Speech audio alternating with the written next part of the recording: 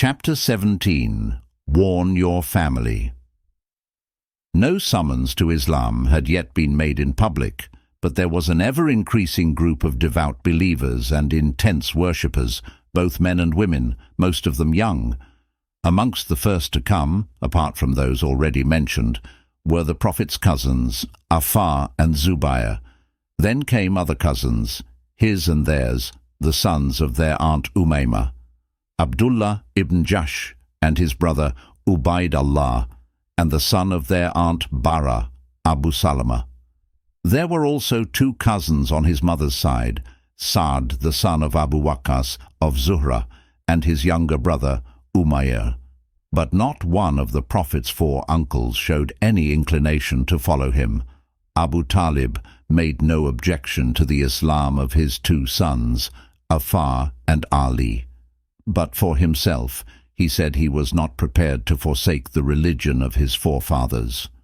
Abbas was evasive and Hamza uncomprehending, though both assured him of their unfailing affection for him personally.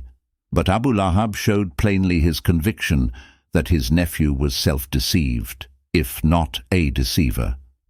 After the revelation of the verse, "Warn thy family who are thy nearest of kin," the Prophet called Ali to him and said, "God has commanded me to warn my family, my nearest of kin, and the task is beyond my strength.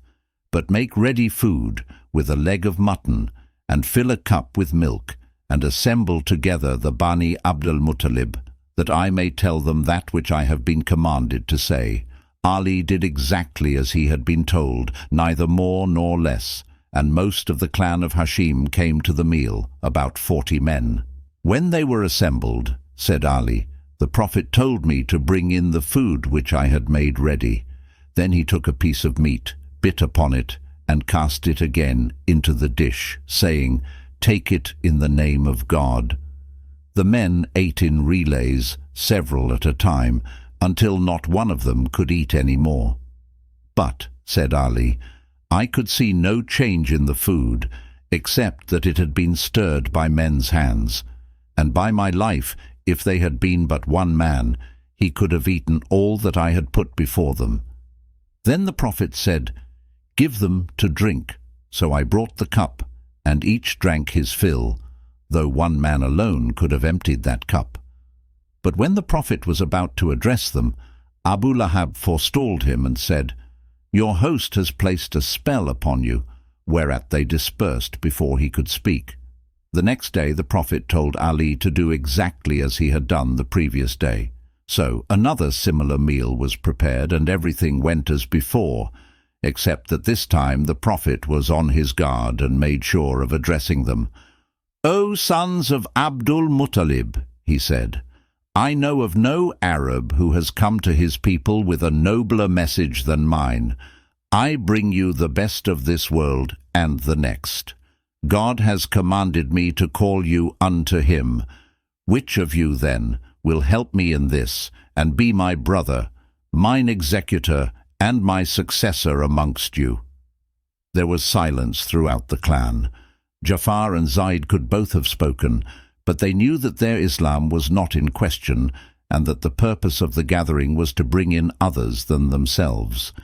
But when the silence remained unbroken, the 13-year-old Ali felt impelled to speak and said, "O Prophet of God, I will be your helper in this." The Prophet laid his hand on the back of Ali's neck and said, "This is my brother, mine executor, and my successor amongst you. Hearken unto him, and obey him." The men rose to their feet, laughing and saying to Abu Talib, "He has ordered you to hearken unto your son, and to obey him." As to the Prophet's aunts, Safiyyah had no hesitation in following him, as her son Zubair had done. But her 5 sisters could not bring themselves to make any decision.